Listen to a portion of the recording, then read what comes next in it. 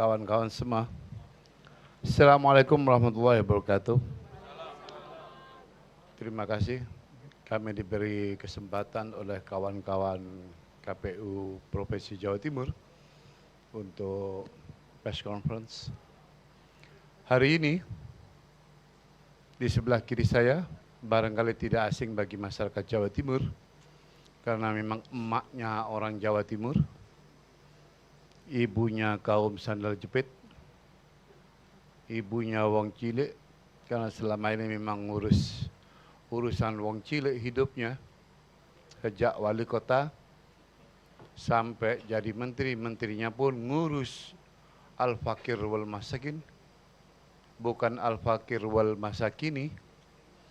Memang betul-betul orang fakir dan masakin yang diurus oleh Mbak Risma sebagai, dan hari ini berdiri di hadapan kawan-kawan semua sebagai calon gubernur, dan di sebelahnya Kiai Haji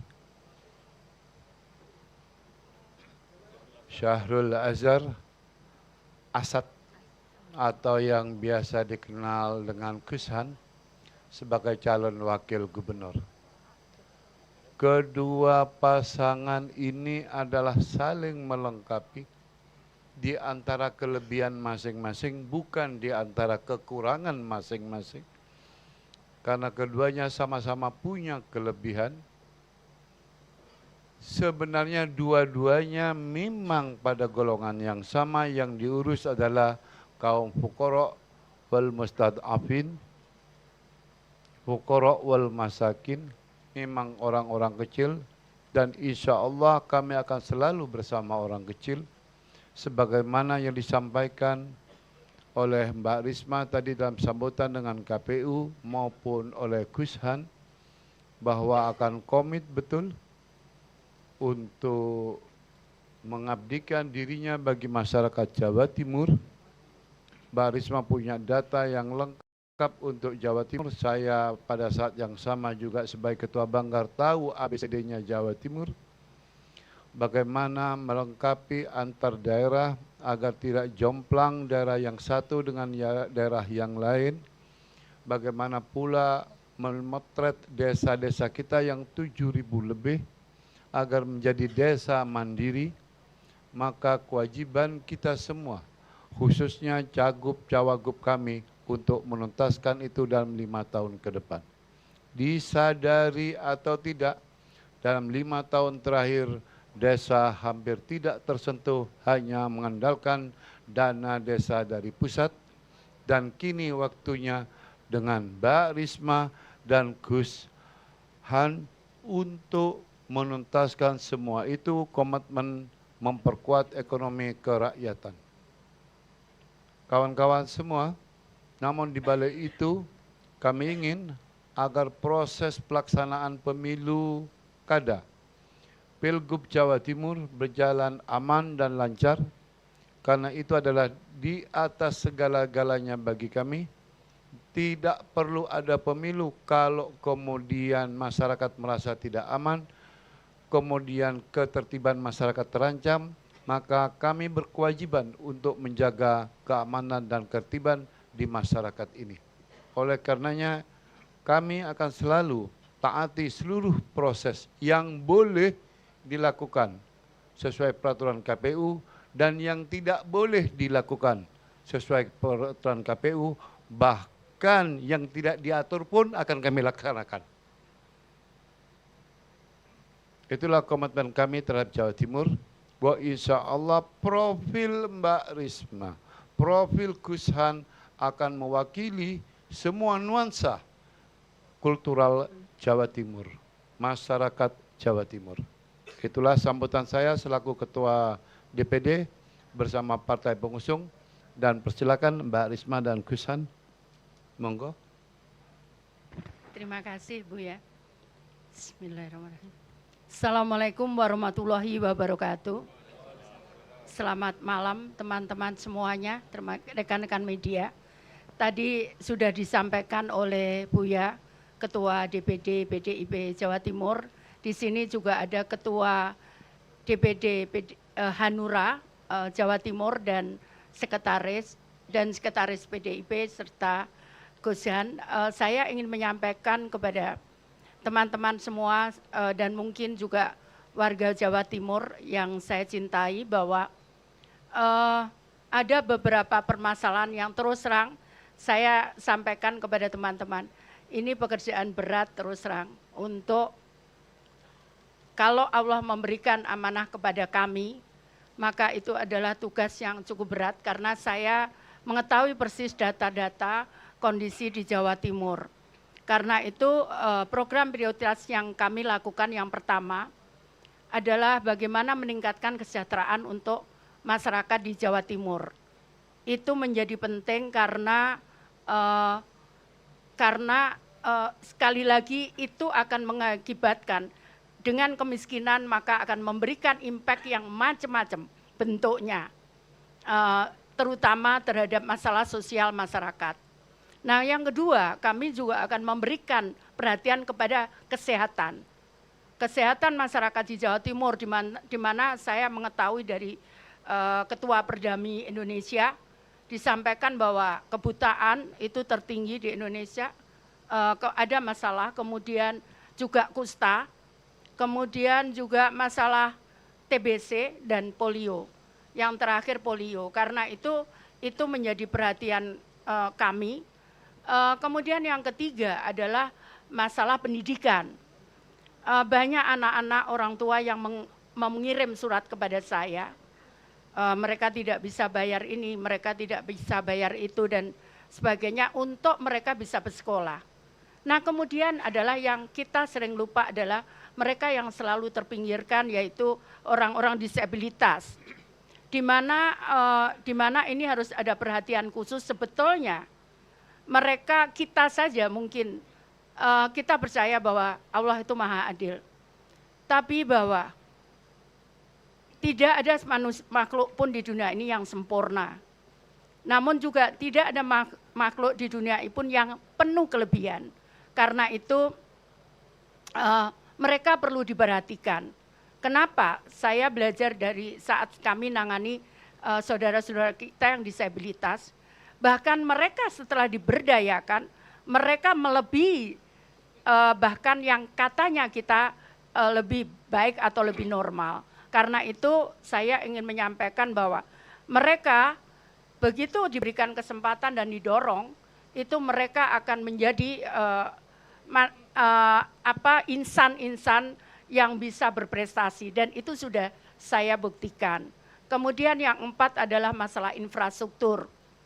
Kesenjangan infrastruktur di mana di beberapa wilayah terjadi banjir. Saya ingat saat saya menjadi wali kota Surabaya, saat saya berada di lapangan, saya awal jadi wali kota, warga menyampaikan kepada saya, Bu, bagaimana saya bisa hidup saya lebih baik kalau setiap tahun terkena banjir. Semua yang saya tabung hilang musnah seketika saat banjir tiba dan itu memang berat, saya tahu itu tidak mudah. Tapi saya percaya dengan kesungguhan kami melakukan dan bekerja keras, saya percaya bahwa semua insya Allah bisa diatasi. Saya tahu itu tidak mudah, tapi saya juga tahu bahwa itu semua bukan tidak mungkin. Semua mungkin asal kita mau bekerja keras. Itu yang ingin saya sampaikan kepada teman-teman media. Mungkin ini secuplik yang saya pelajari selama ini menyangkut itu. Kenapa demikian? Karena banyak, mohon maaf, PMI ilegal, pekerja migran ilegal, asalnya dari Jawa Timur juga. Yang beberapa mungkin masih ada kami tangani di Kementerian Sosial. Juga TPPO, tindakan perdagangan orang, itu juga banyak. Nah karena itu untuk mencegah itu maka kesejahteraan dan ekonomi harus dipastikan menjadi lebih baik, seperti itu kan. Terima kasih. Mungkin ada yang mau ditanya. Aku jadi model. Oh ya. Gimana itu? Hah? Kita putar aja. Kita putar aja katanya. Tadi di atas ada pernyataan Ibu yang menarik bahwa sebenarnya Jawa Timur tidak diinginkan, tapi justru karena doa dengan pemerintah Ya, nggak ada. Mm-mm. apakah keinginan ibu untuk mengembalikan SMA ke kabupaten kota akan diwujudkan? Terima kasih. Jadi begini, aturannya undang-undang, saya dulu nggak berhasil, saya sampai ke MK. Semua teman-teman tahu, yang pendidikan saya jawab dulu. Saya berjuang sampai MK nggak berhasil saat saya jadi wali kota. Karena saat saya jadi wali kota, SMK di Surabaya itu gratis. SMA dan SMK gratis. Dan saat itu bahkan anak-anak SMK saya berikan makan, mereka sekolah sampai jam 5 sore, karena waktu itu banyak yang berantem. Ya, dengan mereka capek di sekolah, mereka kemudian pulang ke rumah, mereka sudah kondisi capek begitu. Makanya kita perpanjang mereka sampai jam 5 sore. Nah, itu kita bisa berikan kalau daerah itu merasa mampu mengelola undang-undangnya, tapi tidak semua daerah itu bisa. Dan di Jawa Timur yang berbeda adalah ada pendidikan pesantren. Nah, itu juga yang harus kita perhatikan. Jadi kita tidak bisa melihat misalkan gubernur itu bukan nangani sekolah negeri aja. Bahwa yang sekolah pendidikan yang ada di Jawa Timur itu harus ditangani. Seperti itu. Nah, termasuk pesantren. Itu yang nanti akan kita diskusikan karena tidak semua daerah mampu untuk membiayai semua pendidikan itu sendiri. Tapi ada yang daerah mampu, silakan kalau memang mau dikelola untuk itu. Kita akan serahkan karena di undang-undangnya sebetulnya itu kewenangan provinsi. Bahkan saat saya minta itu ngomong, Bu Risma nanti kalau gubernur gimana katanya gitu. Masalahnya bukan itu gubernur atau daerah. Banyak yang daerah itu nyampaikan ke saya, Bu sekarang ini susah bagaimana nangani kalau sekolah rusak, yang terutama yang jauh-jauh. Mereka yang daerah-daerah miskin seperti itu. Karena kemudian mereka tidak bisa menangani, misalkan ada gedung rusak dan sebagainya. Nah, sehingga nggak bisa, karena pendidikan ini seperti contohnya misalkan sekolah SLB. Itu di satu wilayah kabupaten, itu hanya satu. Permasalahannya adalah kalau jauh lokasinya, sementara dia masih SD, dia butuh bantuan bimbingan, misalkan dia tunanetra, dia butuh bimbingan orang tuanya, bagaimana mungkin? Sehingga dibutuhkan biaya yang cukup besar, bukan hanya biaya bayar sekolah, beli seragam, buku tas, tapi termasuk transportasi. Karena itu di dalam pikiran saya, maka sekolah itu harus inklusi gitu. Minimal di SD sehingga anak-anak yang disabilitas itu tadi menyangkut anak-anak disabilitas, mereka bisa sekolah di sekolah yang terdekat dengan rumah mereka seperti itu. Nah, ini berkaitan dengan juga penyerahan kewenangan seperti itu kira-kira. Nah, yang kedua, aku belum selesai. Yang pertama, enggak, kenapa saya sampaikan saya punya mimpi begitu. Tapi kan enggak bisa, dulu pun saya ketakutan saat saya diberikan amanah mau nyalon, enggak berani saya. Bahkan saat itu saya tidak berani daftar termasuk ini. Ini demikian pula saya tidak berani daftar karena saya takut beban itu kemudian berat. Nanti kalau beban ini berat, saya akan ya Allah, aku kan enggak minta jabatan ini, kenapa aku enggak dibantu? Itu aja aku minta pada Allah gitu aja. Itu loh maksudnya. Ya. Ya resik-resik semuanya. Resik-resik yang kurang resik, betul. Resik-resik yang kurang resik. Contohnya macam-macam, teman-teman lebih tahu dari saya kayaknya. Oh tahu, wong yang nulis teman-teman no. Saya tahunya dari teman-teman. Ya. Cukup katanya. Nah. Apa? Gosan, ya Gosan.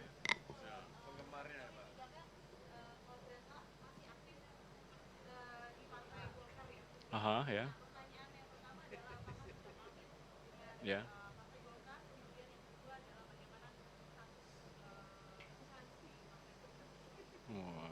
Yang nanya pakai warnanya agak pink-pink juga ini. Ya, Assalamualaikum warahmatullahi wabarakatuh. Terima kasih atas pertanyaannya. Barusan tadi jam 4 kita sudah Zoom meeting dengan Pak Sarmuji selaku Ketua DPD Provinsi, dan di dalam forum itu saya sudah pamit untuk bisa mengikuti kontestasi ini, karena saya menyampaikan kepada forum ini adalah momentum bagi saya, karena jarang saya bisa bermitra dengan sosok seperti Bu Risma yang memiliki komitmen yang sangat tinggi di dalam hal melakukan segala sesuatu satset, nggak usah banyak istilahnya, tapi langsung ditangani langsung begitu ya. Jadi itu yang dibutuhkan oleh Jawa Timur. Saya kira ini adalah momentum ya. Jadi poinnya saya sudah pamit di dalam proses ini, dan mudah-mudahan nanti setelah berikutnya nanti akan kita bicarakan berikutnya secara adat gitu ya. Dan yang jelas, saya kira saya sebenarnya pengen sampai subuh, tapi karena KPU katanya sudah cukup. Terima kasih. Assalamualaikum warahmatullahi wabarakatuh. Baik, terima kasih kepada pasangan calon gubernur dan wakil gubernur Jawa Timur, serta seluruh pimpinan partai politik. Jelajahi cara baru mendapatkan informasi. Download Metro TV Extend sekarang.